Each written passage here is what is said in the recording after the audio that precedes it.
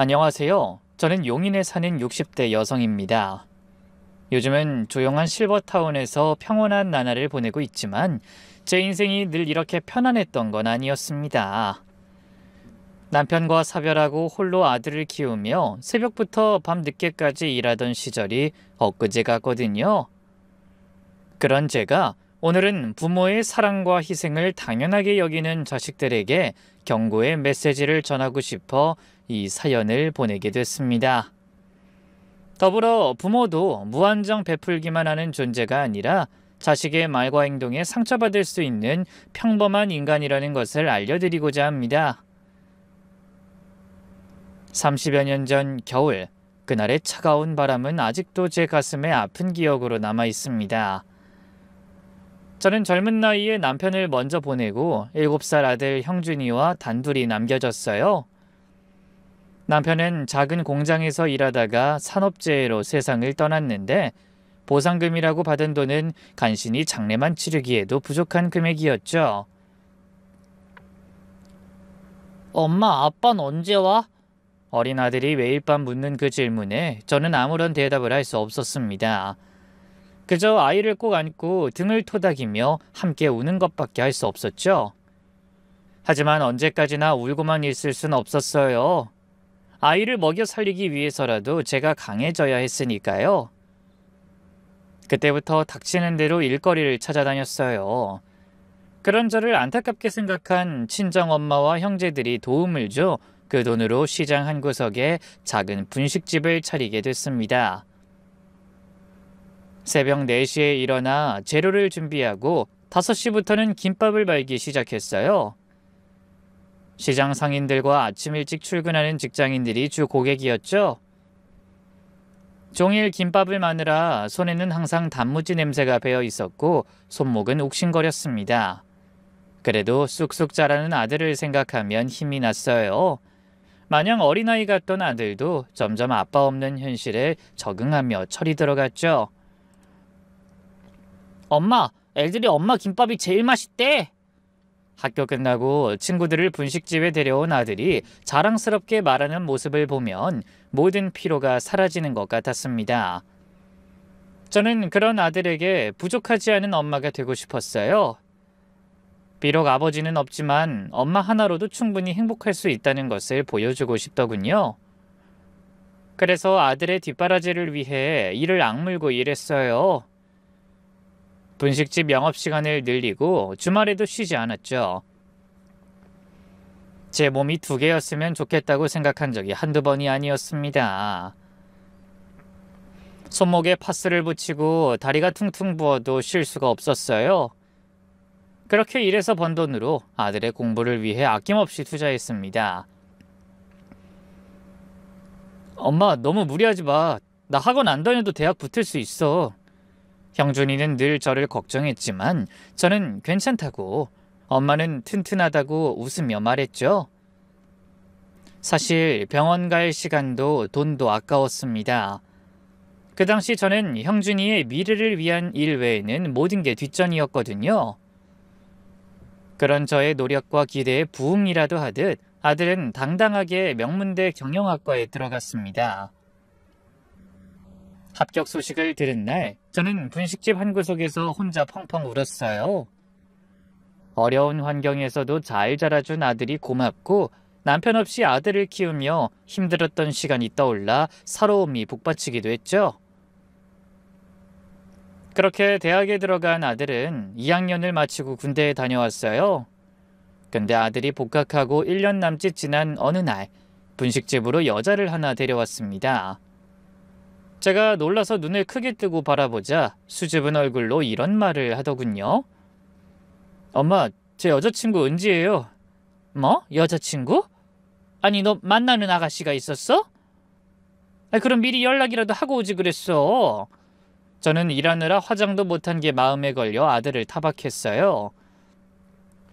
하지만 은지라는 아이는 환하게 웃으며 스스럼 없이 말했습니다. 제가 일부러 연락드리지 말고 오자고 했어요. 어머님 괜히 신경 쓰실까 봐서요. 그래도 여긴 시장통이라 너무 시끄럽고 내가 차림도 이렇고. 어머, 시장이 어때서요? 저 어릴 때부터 엄마랑 시장 오는 걸 정말 좋아했어요. 북적북적하고 활기차서 기분 좋아지거든요. 그리고 오늘은 어머님 김밥이 맛보고 싶어서 제가 먼저 오자고 조른 거예요. 오빠가 어머님 김밥을 얼마나 자랑하는지 궁금해서요. 그런 여자친구의 말에 아들이 흐뭇한 표정으로 절 바라보며 말했어요. 그래요, 엄마. 은지 그런 거 신경 쓰는 애 아니에요. 저는 허름한 시장통 분식집을 보이는 게 민망했지만 아이는 거리낌 없이 행동했습니다. 아들이 그런 여자친구에게 물도 떠다 주고 김밥도 썰어서 가져다 줬죠. 김밥을 한 입 먹어본 아이는 엄지손가락까지 들어 보이고 웃으며 말했습니다. 와, 어머님, 김밥 정말 예술이에요. 저 안 그래도 실습 나가면 정신없어서 김밥만 먹는데 이런 김밥이면 매일 먹어도 물리지 않겠어요. 실습? 제 물음에 아들이 자랑스러운 표정으로 말했죠. 네, 은지는 우리 학교 의대생이에요, 엄마. 아들의 여자친구는 얼굴도 예쁜데 머리도 좋은 모양이었어요. 게다가 예의도 바르고 참 착해 보였죠. 아들이 좋은 이성 친구를 만난 것 같아 기뻤습니다. 그대로 두 아이가 예쁘게 만나다가 좋은 직장 잡고 결혼하면 좋겠다고 생각했죠. 헌데 그로부터 넉 달쯤 뒤에 두 아이가 무거운 얼굴로 다시 저를 찾아왔습니다. 제가 불안한 표정으로 바라보자 아들이 머뭇거리다가 뜻밖의 말을 꺼내더군요. 엄마, 저기 은지가 임신했어요. 뭐라고? 임신? 순간 눈앞이 캄캄했습니다. 형준인 겨우 25살, 은지도 24살이었거든요. 둘 다 아직 학생이었는데 벌써 임신이라니 생각지도 못한 일이었어요. 은지야, 너희 부모님도 아시니? 제 물음에 아들의 여자친구는 고개를 저으며 말했습니다. 아니요, 아직 말씀 못 드렸어요. 저희 집은 지금 형편이 어려워서 이런 말씀 드릴 상황이 아니거든요. 엄마는 재작년에 지병으로 투병하다 돌아가셨고 아버지는 사업 실패하시고 지금 일용직 일하세요. 의대 등록금도 겨우 대출받아서 마련하고 있었는데 임신이라니 너무 놀라실 것 같아서 입이 안 떨어져요. 그러면서 울먹였습니다. 아직 자리도 못 잡은 아이들이 벌인 실수에 누군가는 도움을 줘야 할 것 같았어요. 그런데 은진의 집안 사정이 안 좋다고 하니 결국 제가 나서야 할 것 같더라고요. 은지야, 울지 말아라. 애엄마가 울면 뱃속에도 다 알고 불안해하는 거야. 넌 아무 걱정하지 말고 그냥 결혼해라. 내가 어떻게든 도와주마. 그런 제 말에 아들이 한숨을 쉬며 눈을 맞추지 못하고 말했어요. 엄마, 죄송해요. 지금까지도 고생만 하셨는데 또 힘들게 해드리는 것 같아요. 고생은 무슨? 내 손주 내가 돌봐야지 누가 돌봐? 그리고 이제 엄마가 너희들 굶기지 않을 정도 능력은 되니까 걱정하지 말아라. 우리 분식집 소문난 맛집인 거 몰라? 그런 제 말에 은지가 눈물이 그렁그렁한 얼굴로 말했어요. 죄송합니다.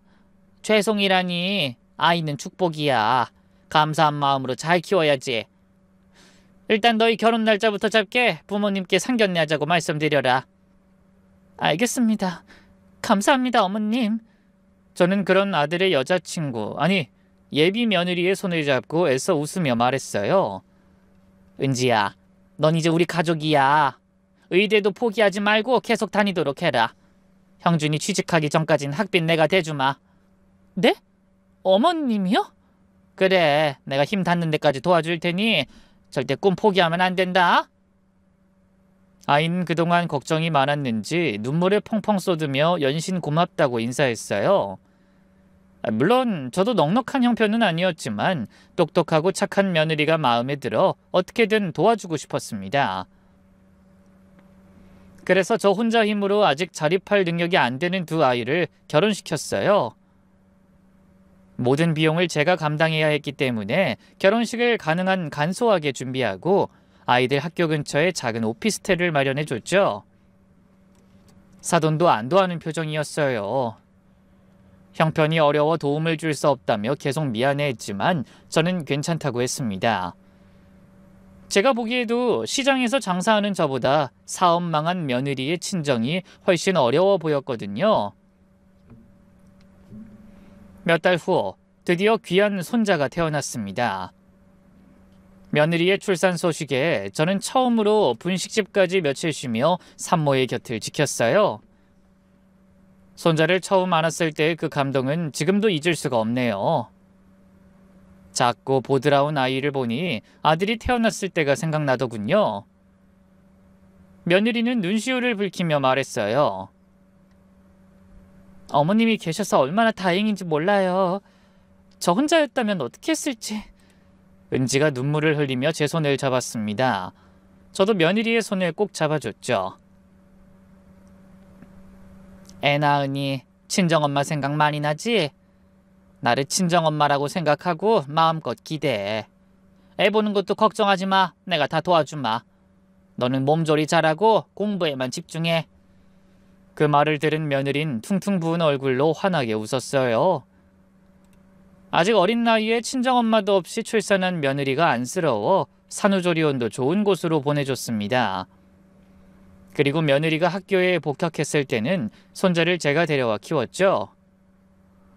새벽에 분식집 준비를 하면서도 손자 분유 시간을 놓치지 않았고 장사를 하면서도 유모차에 손자를 재워두고 일했습니다.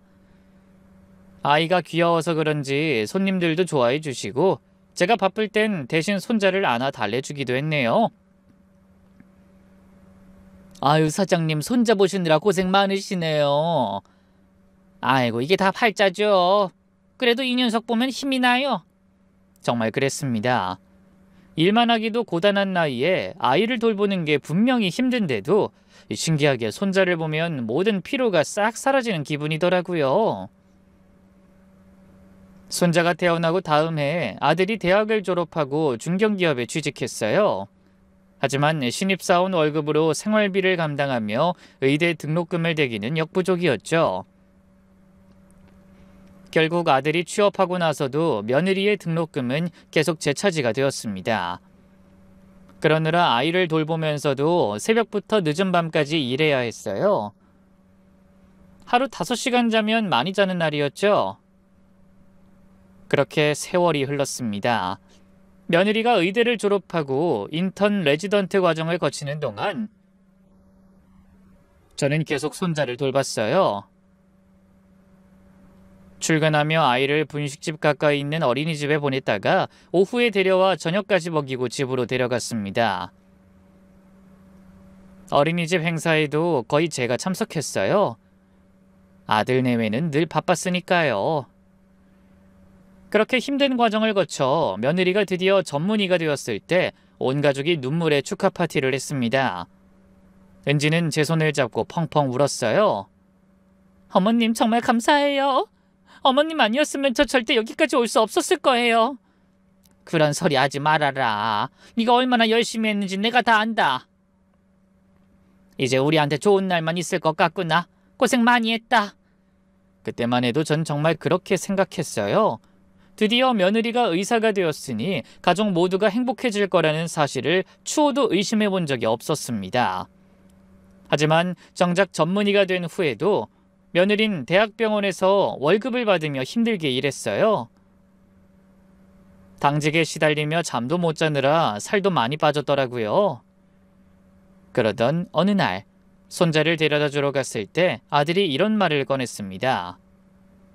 엄마, 이 사람 너무 고생하는 것 같아서 개원을 고민하고 있어요. 뭐? 개원? 그러려면 큰 돈이 들어갈 텐데. 그렇긴 한데 초기 자금은 몇 년이면 다 회수될 거예요. 이 사람 실력이 워낙 좋아서 차리기만 하면 아마 금방 소문날 게 분명해요. 그렇긴 하겠지만 무슨 돈으로? 너희 그만한 자금 있니? 그러자 아들과 며느린 난감한 표정으로 서로의 얼굴만 바라봤습니다. 저는 우물쭈물하는 두 아이의 모습을 보고 아들 내외가 저에게 하려던 말이 무엇인지 감을 잡았죠. 그래서 조심스럽게 입을 열었죠. 너희 나한테 하고 싶은 말 있는 거냐? 엄마, 너무 염치가 없어서 말이 안 나오긴 하는데 혹시 이 사람 개원하는 것 좀 도와주실 수 없을까요? 역시나 하긴 했지만 벌이가 뻔한 저에게 그런 걸 요구하는 아들의 속내가 궁금했어요. 뭐? 나도 도와주고 싶은 마음이야 꿀떡 같지만 내가 무슨 돈이 있어서? 엄마 이제 연세도 있으신데 언제까지 장사하실 거예요? 그냥 가게랑 집 정리하고 저희랑 같이 살면서 애한테만 신경 써주시는 거 어때요?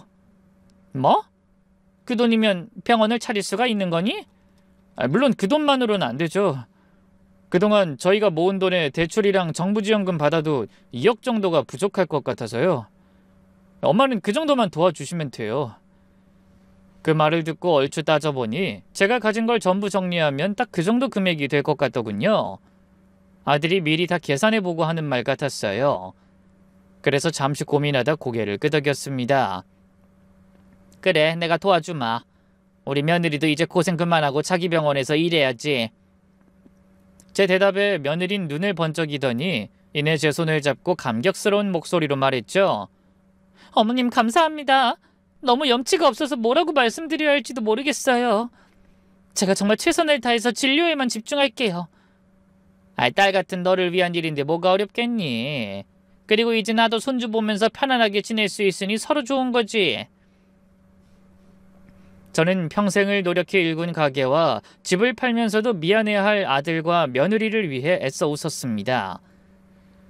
분식집 일이 고되긴 했지만 막상 일을 접는다고 생각하니 마음이 허전했어요.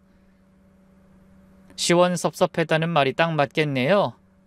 하지만 저는 그 모든 게 가족을 위한 일이라 여기며 평생 모은 재산을 털어 미련 없이 내놨습니다.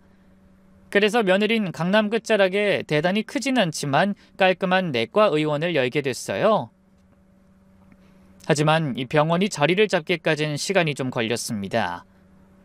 처음 1년은 적자였죠. 그래서 며느린 더 병원 일에만 매달리는 것 같았어요. 저는 아들네 집에 살면서 그런 며느리를 돕기 위해 집안일을 도맡아 했습니다.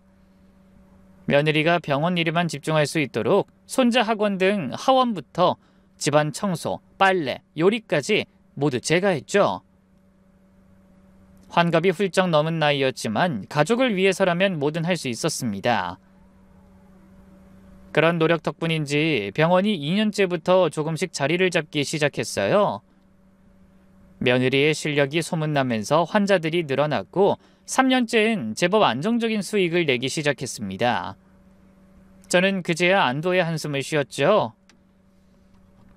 그렇게 병원이 자리를 잡기 시작하면서 가족의 생활은 눈에 띄게 달라졌습니다.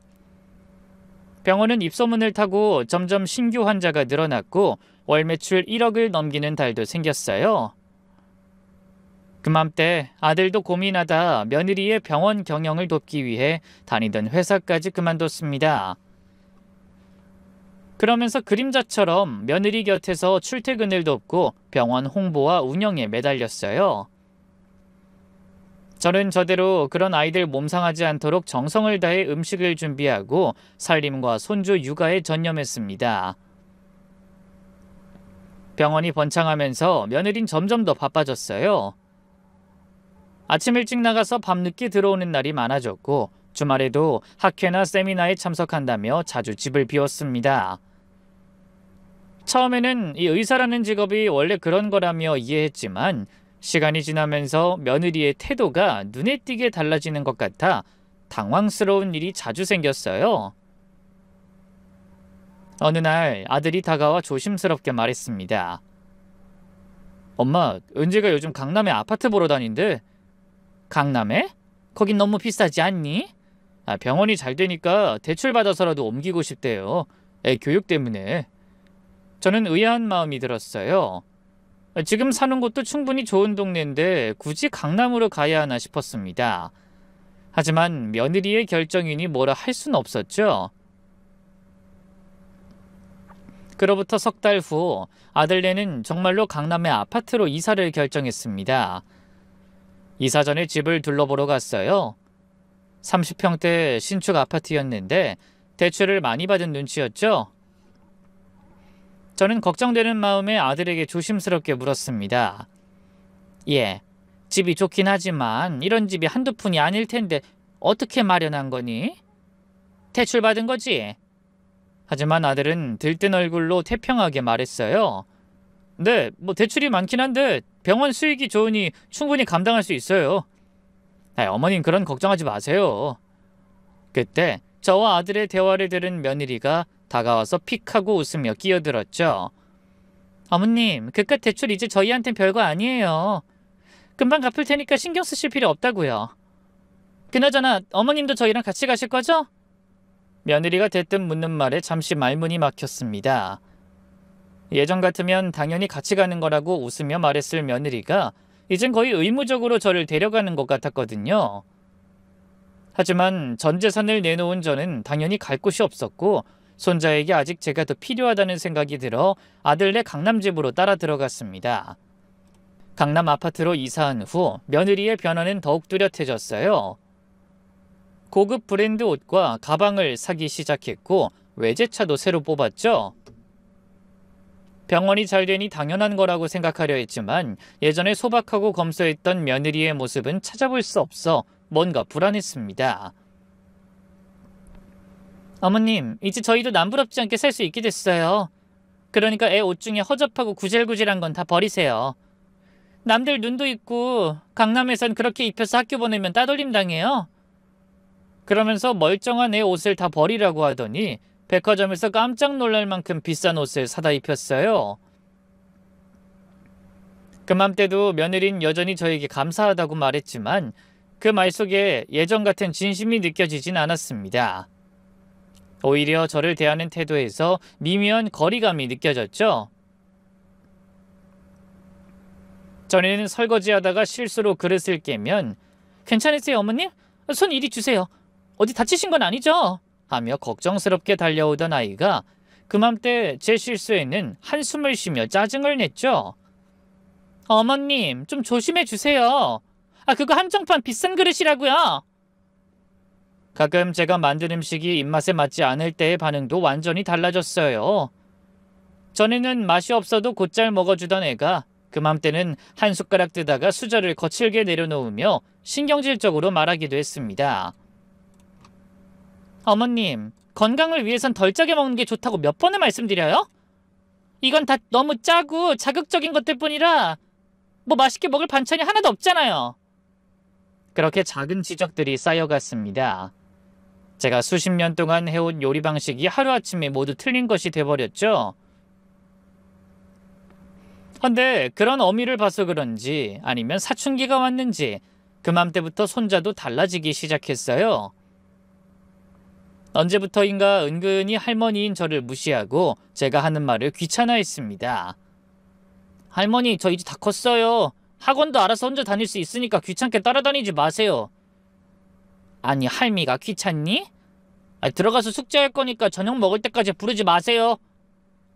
그렇게 제 물음에는 대답도 없이 자기 할 말만 하는 경우가 많았죠. 어릴 때 학교 끝나면 달려와 제품에 쏙 안기던 손자가 그리워 눈물이 다 나더군요. 그러던 어느 날 아들 내외가 심각한 표정으로 대화하는 것을 우연히 듣게 되었습니다. 자기야, 우리도 이제 투자 좀 해야 할 것 같아. 병원 수익만으로 한계가 있어. 투자?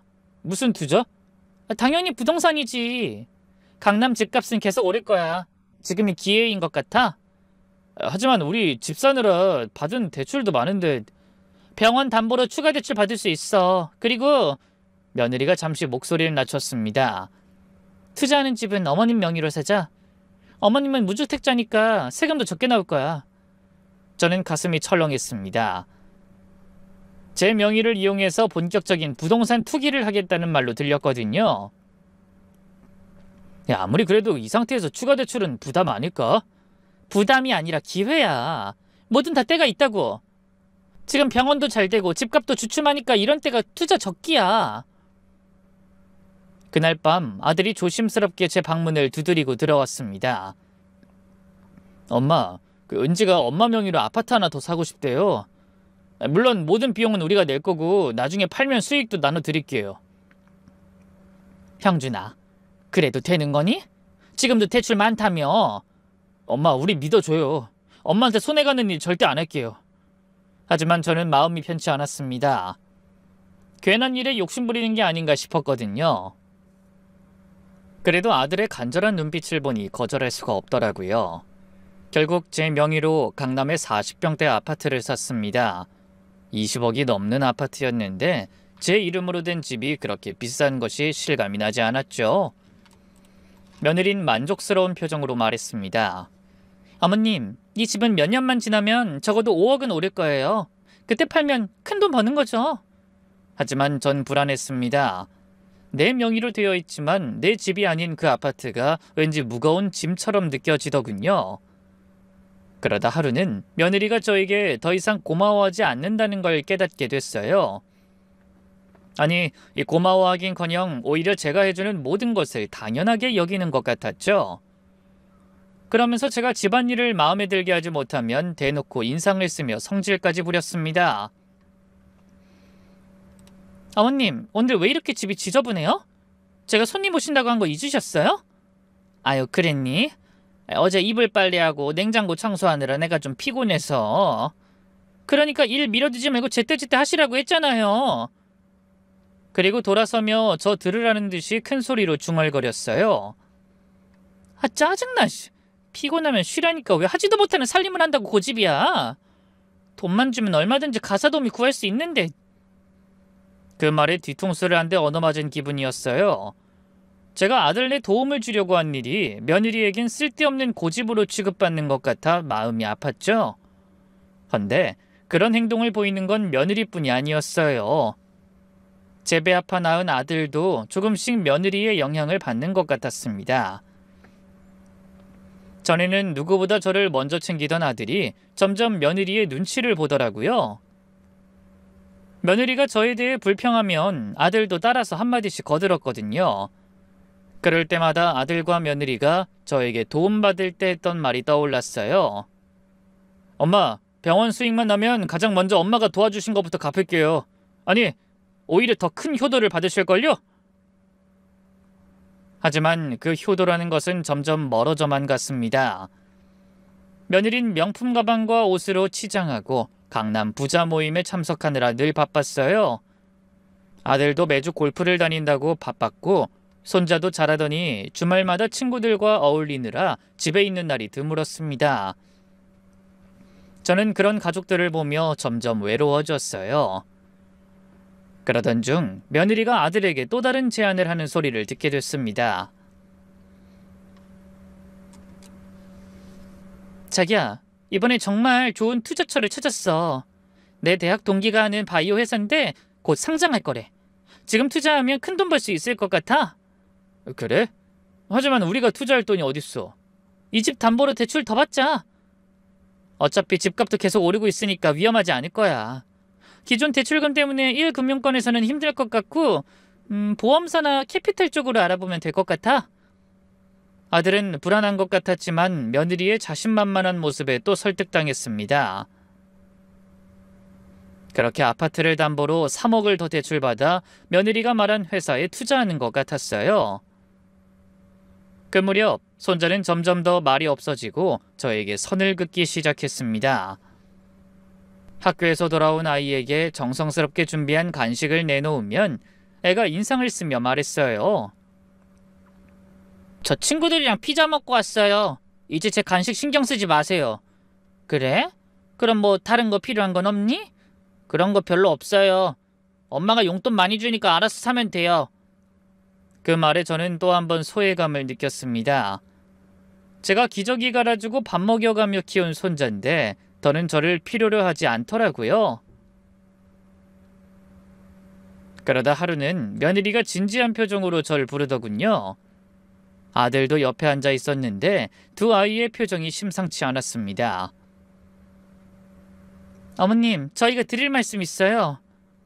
며느리가 조심스럽게 입을 열었죠. 저는 이유 모를 불안감을 느끼며 주먹을 꼭 쥐고 조용히 앞에 앉아 있었습니다. 다른 게 아니라 어머님도 이제 연세가 있으시잖아요. 복잡한 도시 생활이 피곤하실 것 같아서요. 공기 좋은 시골에 내려가시는 거 어떨까요? 순간 저는 귀를 의심했습니다. 갑자기 시골로 가라니 말문이 막혔어요. 그게 무슨 말이니? 갑자기 시골에 가서 살라고? 제가 떨리는 목소리로 묻자 아들이 며느리를 거들고 나섰어요. 연세 드실수록 도시보다는 시골에서 요양하시는 게 건강에도 좋아요. 이사 걱정은 하지 마세요. 저희가 시골에 좋은 집 구해드릴게. 요즘 버려지는 농가주택이 많아서 비싸지도 않더라고요. 적당한 거 구해서 손봐드릴게요. 누가 봐도 속이 뻔히 보이는 말이었죠. 제가 필요 없어졌으니 내보내려는 것이었습니다. 내가 여기 있는 게 너희들한텐 불편한 일이니? 제가 묻자 며느리가 황급히 손을 저었습니다. 아니에요, 어머님. 그런 게 아니라 정말 어머님을 위해서 고민한 거예요. 오해하지 마세요. 하지만 제가 아무 말도 없이 계속 진심을 말하라는 표정으로 바라보자 며느리가 한숨을 쉬며 대답했습니다. 아니, 솔직히 이제 애가 다 커서 할머니랑 지내는 걸 불편해해요. 친구들 데려오기도 어렵고 할머니 잔소리도 귀찮은가 봐요. 그리고 이 좋은 집에 청국장이니 된장찌개니 구린 냄새 풍기시는 것도 신경 쓰이고요. 그 말에 가슴이 무너져 내리는 것 같았습니다. 그동안 제 몸이고 재산이고 아낌없이 내놓으며 가족을 위해서 살았는데 정성을 다한 가족에게 내쳐지는 기분이었죠. 하지만 저는 매달리는 대신 이를 악물며 대답했습니다. 그래, 알았다. 내가 나가면 되는 거지? 어머님 서운해하지 마세요. 저희가 좋은 곳으로 모시고 한 달에 한 번 꼭 찾아뵐게요. 한 달에 한 번. 며느린 마치 엄청난 은혜를 베푸는 듯이 한 달에 한 번은 갈 테니 불평하지 말라고 저를 달래려는 것 같았습니다. 하지만 저는 아들 내외가 시골집 구하는 걸 기다리지 않았어요. 그런 말을 듣고 일주일 후 몸에 맞지 않는 옷을 입은 듯 불편했던 강남의 아파트를 나왔거든요.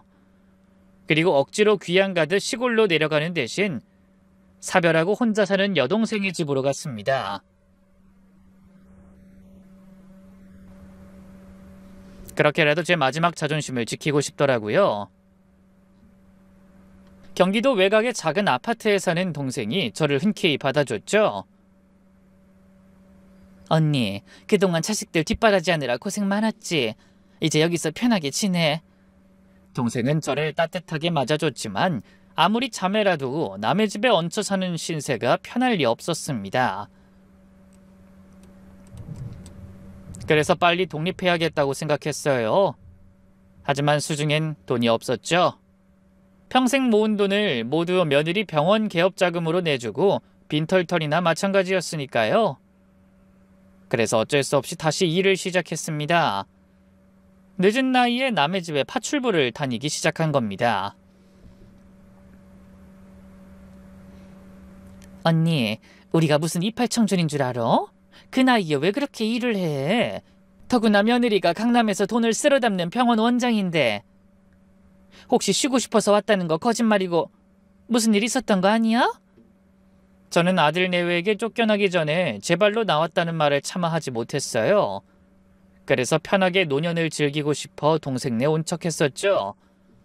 하지만 무리해서 일하려는 저를 보고 동생이 대충 이상한 걸 눈치챈 것 같더군요. 그래도 저는 애써 아무렇지 않은 척 대답했습니다. 그런 거 아니야. 매일 일하다 집에서 쉬려니 갑갑해서 그래. 배운 게 도둑질이라고 내가 뭐 할 줄 아는 게 있니? 평생 해온 일이 살림이니 재미삼아 남의 집 살림도 해주고 돈도 받으니 얼마나 좋아. 언니, 누가 파출부를 재미로 해? 당연히 동생은 믿지 않는 눈치였지만 더는 억지로 캐묻지 않더군요. 그렇게 시간이 흘러 제가 아들네를 낳은 지도 어느덧 한 달이 지났습니다. 하지만 그때까지 아무도 제 안부를 묻는 사람이 없었어요. 맘 같아서는 저도 자식 없다고 생각하고 모른 척하며 살고 싶었지만 어쩔 수 없는 게 부모인 것 같더군요. 손주는 잘 지내는지, 파출부는 제대로 된 사람이 왔는지 궁금해서 참기가 어려웠어요. 그래서 한참을 고민하다 결국 제가 먼저 아들에게 전화를 걸었죠. 파출부는 잘 구했니? 밥은 잘 먹고 다니고. 하지만 아들은 반가워하거나 미안한 기색도 없이 기계적으로 답하더군요. 네, 알아서 다 잘하고 있으니 걱정하지 마세요. 그리고 저 지금 골프장이라 전화 오래 못 받거든요. 당분간은 좀 바쁘고 나중에 한가해지면 한번 찾아갈게요. 하지만 그 나중은 몇 달이 지나도록 오지 않았습니다. 그러다 명절이 다가왔죠. 연휴에는 병원도 문을 닫을 테니 적어도 그때만은 집 나가 동생네 신세 지는 어미를 보러 올 거라는 생각이 들더군요. 그래서 동생 집에서 아들네를 기다리며 음식을 장만했습니다. 하지만 그 역시 저 혼자만의 착각이었어요. 명절 전날이 되어서야 아들에게서 전화가 왔더라고요. 엄마 죄송해요. 명절에 해외로 가족여행 가기로 했어요. 은지가 그동안 너무 힘들었다고 명절엔 푹 쉬고 싶다네요. 그래도 이모가 같이 계셔서 다행이네. 명절 잘 보내세요. 전화를 끊고 나자 눈물이 왈칵 쏟았어요. 집 나와 몇 달이 지난 저를 만나러 올 시간은 없다던 아들네가 해외여행을 간다는 말에 울컥한 겁니다. 그 뒤로 또 몇 달이 지나도록 달라지는 건 없었어요. 늘 병원에 일이 있고 학회가 있다며 핑계를 대기 일쑤였고 심지어 제 생일에도 용돈 10만 원 송금하는 게 다였습니다. 이런 모습을 지켜보는 동생도 속이 부글부글 끓는 것 같았지만 제가 속상할까봐 티내지 못하더군요. 동생 보기 민망해서 혼났습니다. 그러던 어느 날 이를 악물고 아들네 친구들의 배은망덕한 행동을 참아오던 제가 폭발할 수밖에 없는 사건이 일어나고 말았어요. 그날은 이상하게 아침부터 몸이 무거운 느낌이 들었습니다. 하지만 약속한 일을 안 나갈 수 없어 간신히 일을 마치고 들어왔는데 갑자기 참기 힘들 정도의 복통이 찾아왔어요. 하필 그날 동생은 대전에 있는 딸네 집에 다녀온다며 집을 비운 상태였죠. 집에 상비약이 있는지 싱크대를 뒤지던 저는 극심하게 밀려오는 통증에 결국 바닥에 주저앉고 말았습니다. 그러다 식은땀을 흘리며 며느리에게 전화를 걸었어요. 그래도 몸이 아프니 자연스럽게 의사 며느리가 생각나더라고요. 하지만 제 번호를 모를 리 없는 며느리는 차가운 목소리로 전화를 받았습니다. 여보세요? 예, 나다. 내가 지금 혼자 있는데 갑자기 배가 너무 아파서. 네? 아니 갑자기 전화해서 그런 말씀하시면 어떡해요? 저 한가한 사람 아니에요, 어머님. 그래, 나도 아는데 그래도 의사니까 어떻게 하면 되는지 물어보려고. 그냥 가까운 병원에 빨리 가보세요. 저 지금 환자 보는 중이라 바빠요. 그러더니 제 대답은 듣지도 않고 전화가 뚝 끊겼습니다. 저는 핸드폰을 든 채로 멍하니 그대로 주저앉아 있었어요. 제가 온갖 고생하며 의사로 만든 며느리가 정작 제 고통은 안중에도 없었죠. 허무하고 우라가 치밀어 눈물이 솟았습니다. 그동안에도 복통은 계속됐고 저는 손을 부들부들 떨며 이번엔 아들에게 전화를 걸었어요. 하지만 아들의 대답도 며느리와 마찬가지였죠. 엄마, 무슨 일이에요? 나 지금 바쁜데. 형준아, 엄마가 몸이 좀 안 좋아. 병원에 가봐야 할 것 같은데. 그럼 얼른 병원 가면 되지 왜 나한테 전화를 해? 아들의 목소리엔 짜증이 묻어 있었습니다. 아니 그건 아는데 혼자 움직이기가 힘들 것 같아서. 하지만 아들은 제 대답을 들었는지 아닌지 가슴에 대못 박는 소리만 해댔어요. 엄마, 우리도 먹고 사느라 너무 바빠요. 이까진 일로 일일이 전화해서 피곤하게 하지 말라고요. 아프면 병원 가면 되잖아요. 그 정도도 알아서 못할 정도면 그냥 요양원에 들어가요. 괜히 우리한테 짐 대지 말고. 뭐라고? 내가 널 어떻게 키우고 은지를 어떻게 뒷바라지했는데. 자식한테 해준 거 생색내는 부모가 어딨어요? 그리고 엄마가 잘해주시는 거 아니까 우리도 불편하지만 그동안 억지로 모시고 산 거 아니에요. 근데 도대체 언제까지 이렇게 부담 주실 거예요? 형준아. 엄마, 저 지금 일 때문에 사람 만나는 중이니까 나중에 다시 얘기해요. 그렇게 전화가 끊어졌습니다. 저는 결국 아픈 배를 움켜쥐고 가까스로 병원에 찾아가 급성 장염이라는 진단을 받고 치료를 받았어요. 다행히 큰 병은 아니었지만 마음에는 결코 치료받을 수 없는 큰 병을 얻은 기분이었죠. 그날 밤 한숨도 자지 못했어요. 내가 그동안 뭘 위해서 그렇게 열심히 살았지? 내 인생은 뭐였을까? 평생을 자식을 위해 살았는데 결국 남은 건 아무것도 없네. 그런 생각들로 한참을 뒤척이다 제 인생에서 가장 큰 결심을 한 가지 하게 됩니다. 예전 같으면 엄두도 내지 못했을 일이지만 자식에게 상처받아 만신창이가 된 저에게는 못할 일이 없었죠. 며칠 후 저는 다시 한번 굳은 결심을 하고 서울 강남으로 향했습니다. 그리고 며칠을 부동산에 드나들며 제가 결심한 일을 실행에 옮겼어요. 보름 후 드디어 공들인 일이 마무리되고 제 통장에는 평생 만져본 적도 없는 큰 금액이 입금됐습니다. 자그마치 6억! 몇 번이나 통장을 확인하며 동그라미를 세어봤는지 몰라요. 그러다 숨길 수 없는 미소가 온 얼굴에 번져나갔죠. 저는 그 돈을 어떻게 쓸지 고민했습니다. 처음에는 아들과 며느리, 손주의 얼굴이 떠올라 고민했어요. 그때 제가 아프다는 소리에도 어떤지 관심도 없이 귀찮아하던 며느리와 아들의 목소리가 생각났습니다. 그래, 좋아. 너희가 한 만큼 돌려주겠어. 그래서 다시 한번 주먹을 꼭 쥐고 결심했습니다. 6억 중에 1억은 기부하고 나머지 금액은 제 노후를 위해 쓰기로 말이죠. 그래서 1억을 무의탁 노인들을 위한 시설에 기부했습니다. 저처럼 오갈 곳 없는 외로움과 서러움을 느꼈을 노인들에게 조금이나마 도움이 되고 싶더라고요. 그리고 나머지 5억으로는 용인에 있는 고급 실버타운에 입주했습니다. 보증금을 내고 나머지 금액은 월 생활비가 나가도록 통장에 넣어뒀죠. 실버타운에 입주한 첫날, 깨끗하고 아늑한 제 방을 둘러보며 생각했습니다. 이제야 정말 제 공간이 생긴 것 같다고. 누구의 엄마도 누구의 시어머니도 아니고 아무한테도 민폐 끼치지 않고 살 수 있는 제 공간이 생겼다고요. 실버타운에서의 생활은 상상했던 것 이상으로 평화로웠습니다. 같은 또래의 이웃들과 대화도 나누고 취미 활동도 하고 운동도 했죠. 무엇보다 좋은 것은 아프면 바로 상주하는 의료진의 도움을 받을 수 있고 삼시세끼 영양 갖춘 음식을 손 하나 까딱하지 않고 먹을 수 있다는 사실이었어요. 그런데 실버타운에 입주한 지 몇 달 후 운동을 하고 돌아오니 아들에게서 전화가 와 있었어요. 제가 받지 않으니 똥줄이 탔는지 부재중 전화가 여러 통 찍혔더라고요. 문자도 도착해 있었어요. 엄마, 왜 전화 안 받아요? 도대체 무슨 짓을 하고 다니시는 거예요?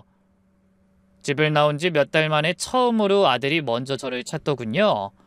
하지만 조금도 반갑지 않았어요. 아들이 전화 건 이유를 잘 알고 있으니까요. 다음 날 또 전화가 왔습니다. 이번엔 며느리였죠. 아마 아들과 같은 이유로 저를 애타게 찾는 것 같더라고요. 어머님, 저예요. 우리 통화 좀 해요. 제가 그동안 잘못했어요. 아무리 화가 나도 어떻게 이런 일을 벌이실 수가 있어요? 저는 그 역시 무시했죠. 그러다 얼마 후에 드디어 올 것이 왔습니다. 제 동생을 어찌나 들들 볶았는지 입이 무거운 아이가 결국 제가 있는 곳을 말해준 모양이었어요. 두 아이가 직접 실버타운으로 저를 찾아왔더라고요. 하지만 저는 로비에서 온 면회 신청을 거절했습니다. 죄송하지만 만나고 싶지 않다고 전해주세요. 그 뒤로 또 전화통이 불이 났지만 저는 입꼬리를 올리며 웃을 뿐 아들 내외와 어떠한 대화나 만남도 거부했죠.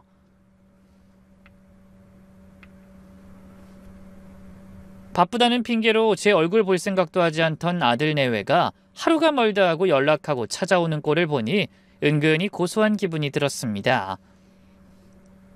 그렇게 아들과 며느리가 거의 열흘 가까이 실버타운에 찾아오니 하루는 로비 직원이 난처한 목소리로 연락을 했더라고요.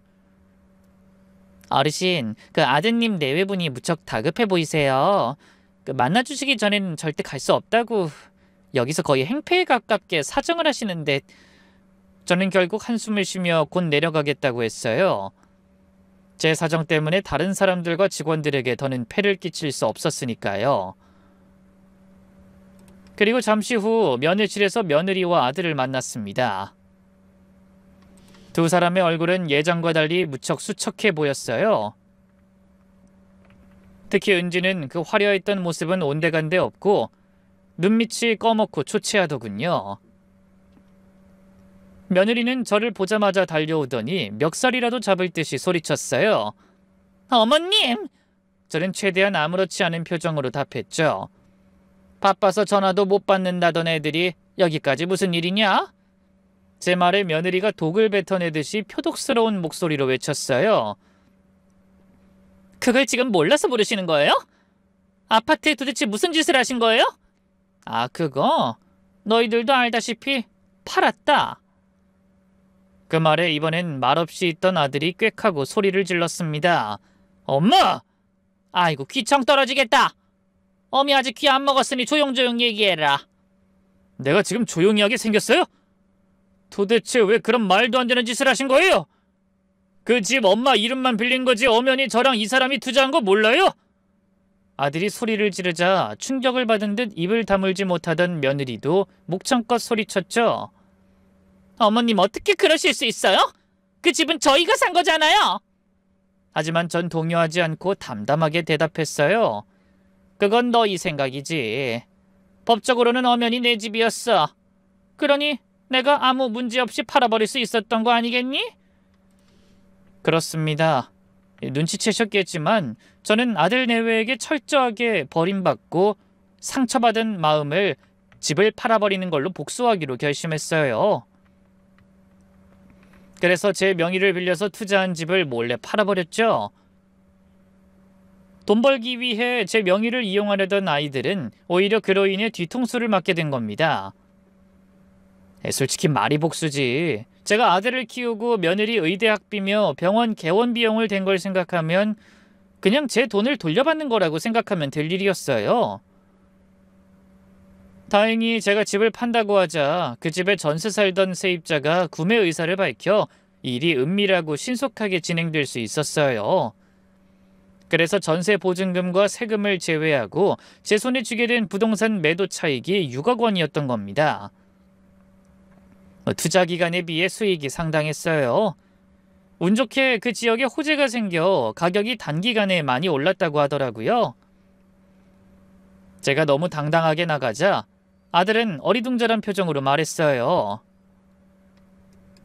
하지만 그건 저희 돈이잖아요. 어떻게 엄마가 우리한테 이럴 수가 있어요?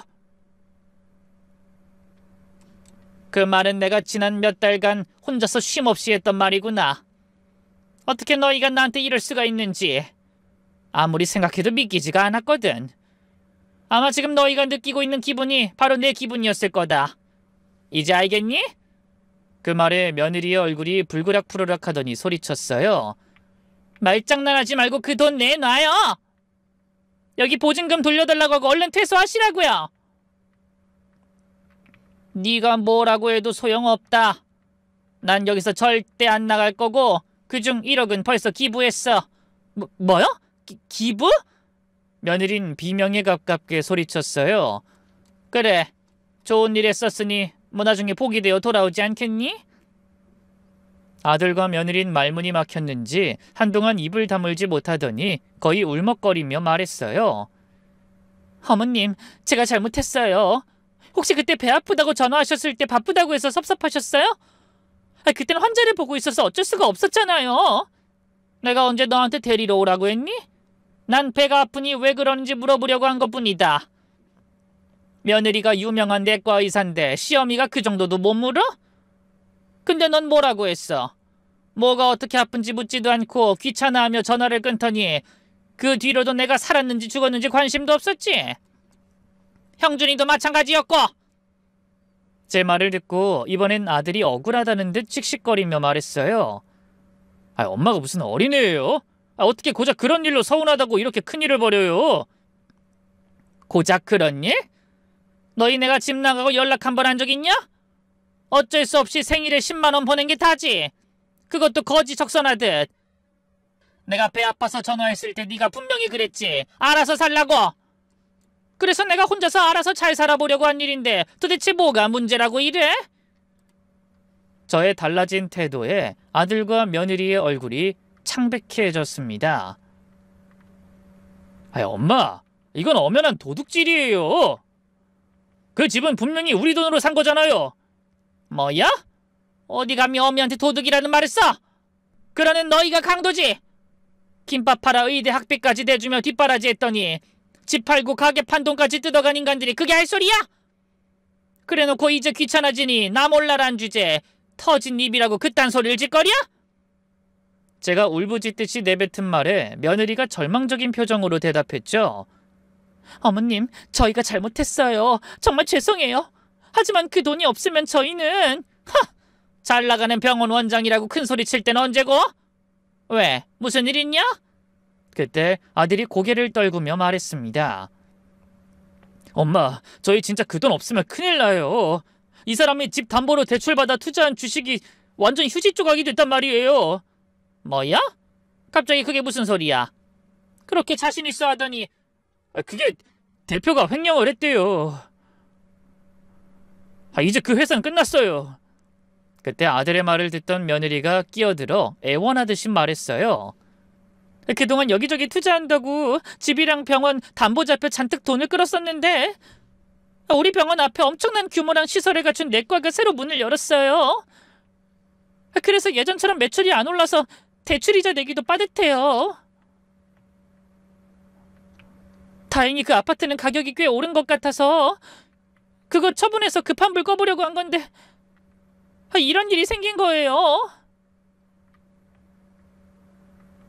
그건 저도 전혀 몰랐던 소식이라 적잖이 놀랐습니다. 그래서 가만히 울먹이는 아들 내외를 바라봤죠. 불과 몇 달 전만 해도 어깨에 잔뜩 힘을 주고 무서울 게 없는 것처럼 굴던 두 아이가 제 앞에서 구걸하듯 매달리고 있었습니다. 하지만 이미 제 마음은 차갑게 식어버렸고 모든 게 자업자득이라는 생각만 들더군요. 그거 안 됐네. 하지만 내가 도와줄 수 있는 건 없을 것 같다.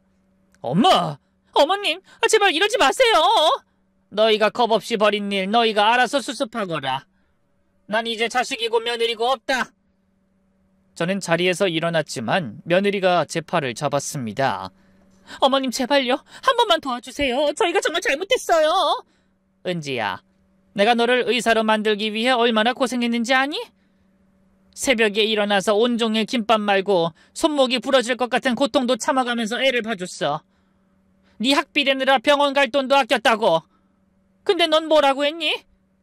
한가한 사람 아니라고 알아서 하라고 했지. 며느리의 눈에서 눈물이 흐르기 시작했습니다. 정말 죄송해요. 제가 정신이 나갔었나 봐요. 어머님이 얼마나 고생하셨는지 잊고 있었어요.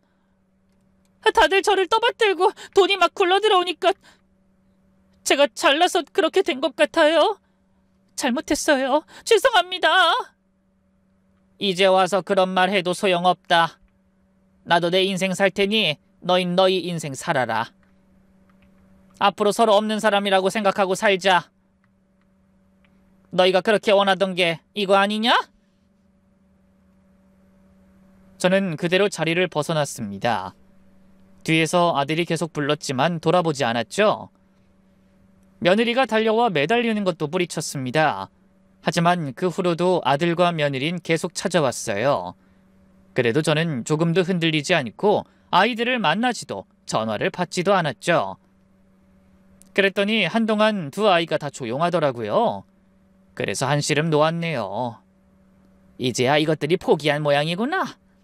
하지만 그 뒤로 한참 만에 아들이 남긴 음성 메시지를 듣고 저는 경악했습니다. 오랜만에 들은 며느리의 소식이 충격 그 자체였거든요. 글쎄, 여기저기 투자한 게 실패하는 바람에 진료에 집중하지 못하던 며느리가 실수를 한 겁니다. 환자에게 약을 처방할 때 과량의 처방을 내려 그 환자가 혼수 상태에 빠졌다는 거예요. 며느리는 변호사를 사서 재판을 받았지만 업무상 과실치사 혐의를 피하지 못하고 실형을 선고받아 구속됐다고 하더군요. 며느리가 얼마나 어렵게 의사가 되었는지 곁에서 지켜본 저는 이 미움과는 별개로 너무나 안타까운 마음이 들었어요. 탄탄대로일 줄 알았던 미래를 과한 욕심으로 망가뜨린 며느리가 한심하고 답답했죠. 하지만 이미 엎질러진 물이었습니다. 그 뒤로 당연히 병원은 문을 닫고 모든 걸 정리했지만 대출받은 금액이 너무 커 빚더미에 올라앉은 모양이었어요. 결국 아들이 살던 집도 경매로 넘어가고 며느린 감옥으로, 아들과 손자는 경기도 외곽에 월세를 얻어 이사했더라고요. 그 이후로 더는 아들에게 연락이 오지 않았어요. 아마 사는 게 힘들어 연락할 정신도 없는 게 아닐까 싶었습니다. 아들은 늦은 나이에 재취업하기 위해 여기저기 일자리를 알아보러 다닌다고 했고, 손자는 새로운 학교에 적응하느라 힘든 것 같았거든요. 그 일이 있고 벌써 1년이라는 시간이 흘렀습니다. 저는 여전히 실버타운에서 평화롭고 행복한 나날을 보내고 있어요. 이제 새벽에 일어나 김밥을 말 필요도 없고 누군가의 눈치를 볼 필요도 없죠. 그저 제가 하고 싶은 것을 마음껏 누리며 여생을 보내면 되는 겁니다. 가끔 고생하고 있을 아들과 손자의 소식이 궁금할 때도 있어요. 하지만 연락은 하지 않을 생각입니다. 그저 마음속으로 무탈하길 비는 것으로 족하죠.